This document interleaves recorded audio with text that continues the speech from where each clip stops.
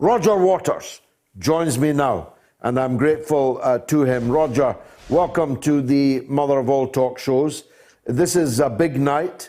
It's either Julian's final night behind bars, if the verdict goes his way tomorrow, or it's merely the end of the beginning, because if the court finds against him and seeks to extradite him tomorrow, one presumes that that verdict will be appealed, that that appeal will last a very long time, and that Julian may or may not be given bail. He's your friend, he's my friend. What must he be thinking in the cell this evening? I dread to think, George. By the way, you could tell your production people I can't see you, which is irritating because I was really looking forward to seeing your smiley face. But that's beside the point. I don't know. What would you be thinking if it was you? I mean, how long's he been banged up? Well, more than a year. What I'd be thinking is this. Either that judge is the greatest actress since Greta Garbo, and she's going to free me tomorrow, having given every impression to the contrary, or she really is going to throw the book at me tomorrow. And it's most probably the latter. Is that how you see it? Well, you know, the informed opinion tells us that it doesn't really matter. I mean, it would be great if she said, no, you can't be extradited. But assuming she doesn't, it will be appealed. Even if she does say you can't be extradited, the state will appeal it anyway. They're not going to suddenly tell the Americans to F off. No, we're not going to do your bidding anymore. We're going to let him go and he can live with his family, you know, go back to Sarah and the kids and blah, or move to Australia or do whatever he wants. He is, after all, just a publisher, just a journalist. But they're not going to do that. They will appeal it. So whatever happens tomorrow morning at 10 a.m., this is willy-nilly going to drag on. We did have, I say we, I wasn't there sadly, but I did write a statement that was read out in front of the UK consulate on 2nd Avenue in New York about 3 hours ago. I've just heard from my friends who were there that it went very well. There were a lot of people there. So I'm happy to say there are people in spite of COVID, taking to the streets over this issue, as we have all been doing for month after month after month. I mean, the fact that Julian is banged up when he's only, the only thing they've been able to charge him with at all is a minor bail infringement is absolutely insane.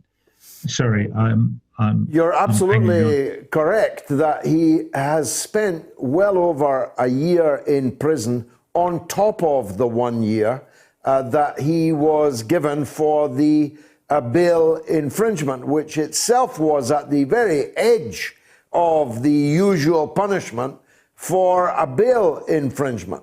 So if you include the time that he spent inside that embassy, and the time he spent in Belmarsh, he's already done well over 10 years of bird.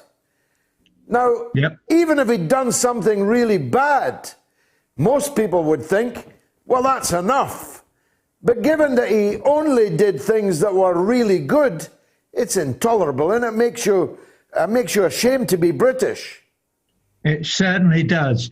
And this, George, is why you and I have to remain true to who we are. You and I have never met, but I've always admired you, partly because you're a blowhard. You call a spade, you see what you think.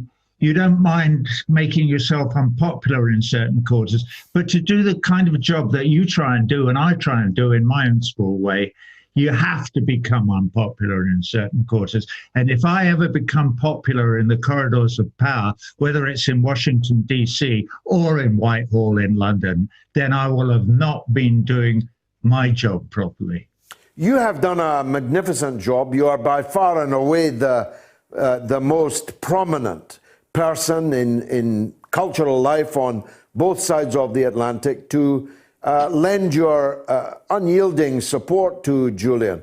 Pamela Anderson, ditto.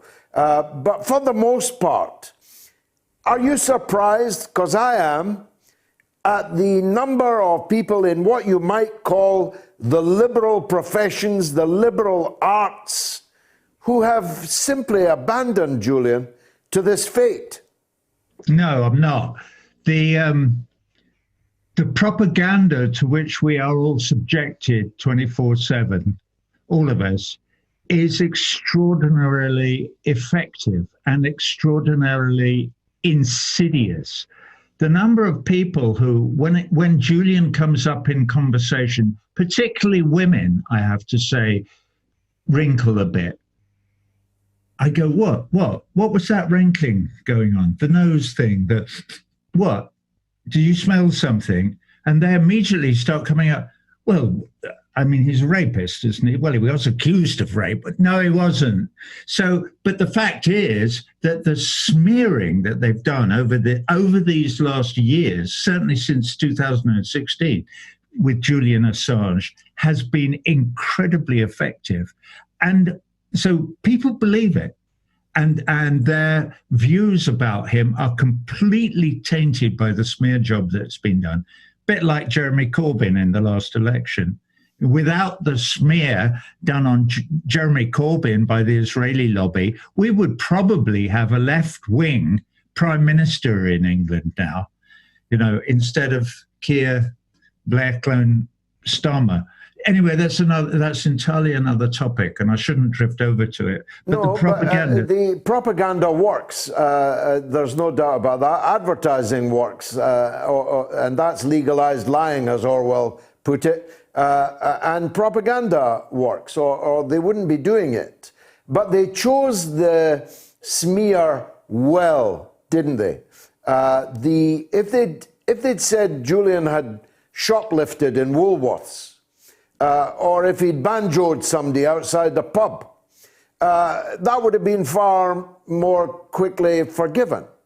The fake allegation of a sex crime, which, by the way, neither of the two women involved ever said that he raped them, yet this word rapist is now indubitably linked to Julian Assange, and you and I are therefore rape apologists for supporting Julian Assange, who never raped anyone. Of course he didn't. And the great witness to this, of course, is Niels Meltzer, who when he was first asked as a torture rapporteur for the United Nations to look into the Assange case, he found himself wrinkling his nose and going, oh, wasn't that chap who raped those women in Sweden? Luckily, he looked into it and he realized that he had been duped. Now, this is an extraordinarily eloquent and sophisticated political animal who had been duped by it all. And so when he bears witness on the subject, and he speaks fluent Swedish, and he went there and looked into it all, and he has written extensively about it. And so this is a witness whose testimony we should absolutely accept, but we should also accept his testimony because it's his job, and he does it very well, that the man is being tortured by the United Kingdom government and has been for nearly 2 years now. So the whole thing is completely scandal. It's an absolute scandal. But what's more important about it is this.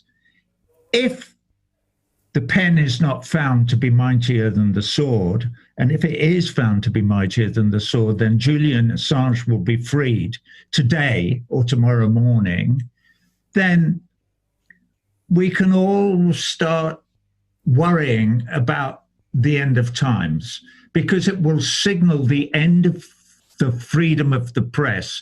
The fourth estate will cease to exist. If this case goes against humanity, because this is a case that is being fought between the whole of humanity, of whom Julian Assange happens to be one member, and the cabal, the oligarchs who run the world through the government of the United States of America. That's my view.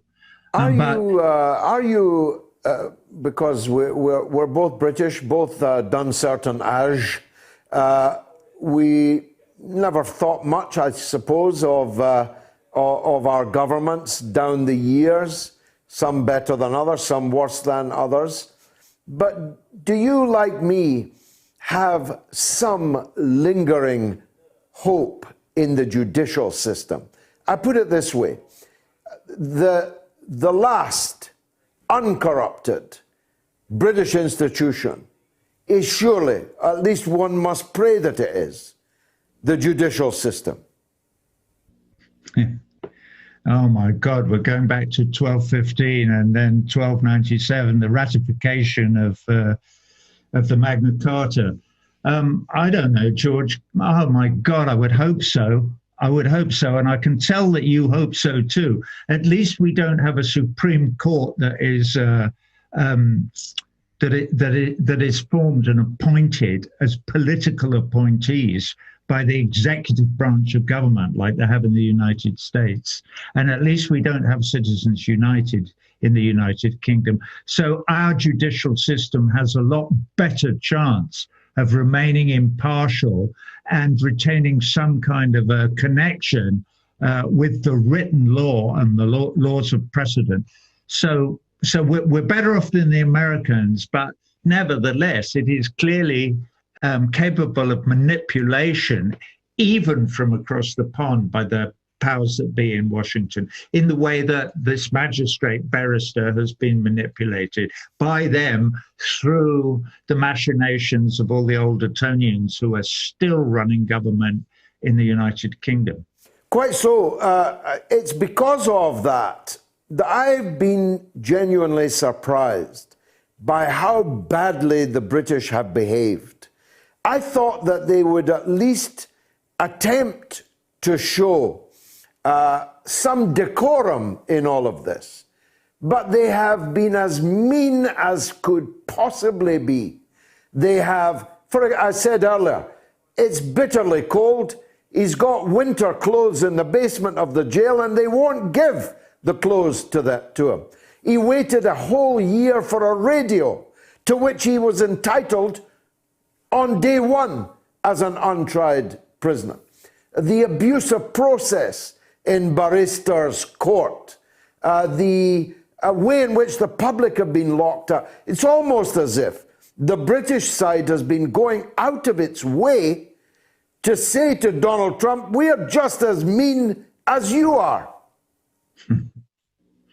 Yeah, yeah, it is. But George, we keep coming back to the power of the mainstream media and to the extraordinary efficiency of the propaganda campaigns, which have become central to every breath we take. You know, they control our lives through this insidious planting of false information under our noses all day, every day. And it is turning us into people who within our, I have a sort of optimistic attitude towards human beings. I believe that eventually we will sniff out what will bring us joy. And what brings us joy is not an ability to attach to the vindictive side of our natures, but it's actually to attach to our capacity for empathy. And that we find if we do a brother or a sister a good turn, that is what brings joy to our lives. And that is what gives us the strength to move on to another day. That is what I firmly believe. However, we are sold, we are sold the idea that to be selfish and mean and grab everything that you can and show no interest in justice or freedom or democracy or the truth or liberty or any of those things that we would espouse. Just get on. Make a few friends in high places. Make sure you make a few quid. Tuck it away. Don't share it with any blah, blah, blah, blah, blah, blah, blah. That will make you happy. It doesn't. It doesn't. This does not bring joy to your life. What does bring joy to your life is like my comrades standing in the freezing cold on 2nd Avenue this morning outside the UK consulate demonstrating on behalf of Julian Assange, a great journalist and a great human being. That will have brought them joy this morning. And it will bring joy to everybody who fights for truth and liberty and freedom and justice. All the things that, for instance, the United States of America pretends it cares about, but signally couldn't care less about. So I have some hope for the future and for the coming generations. Well, Julian Assange has written his name in the stars. He is a part of our history. We hope that he goes on to live a full family life. You and me sitting in his front room, you strumming your guitar, me blowing my saxophone. I really pray and hope for that. But even if that doesn't happen, it's my view that this case and this man, Julian Assange, will be remembered forever. And so to you, who long ago wrote your name in the stars, you've done so doubly by being so committed to this case. Roger Water, thanks very much indeed for joining us on the mother of all talk shows. God bless you. Thanks, George. Thank you. Thanks, George. Cheers. I got quite emotional there, as you could probably tell. That was Roger Waters of Pink Floyd.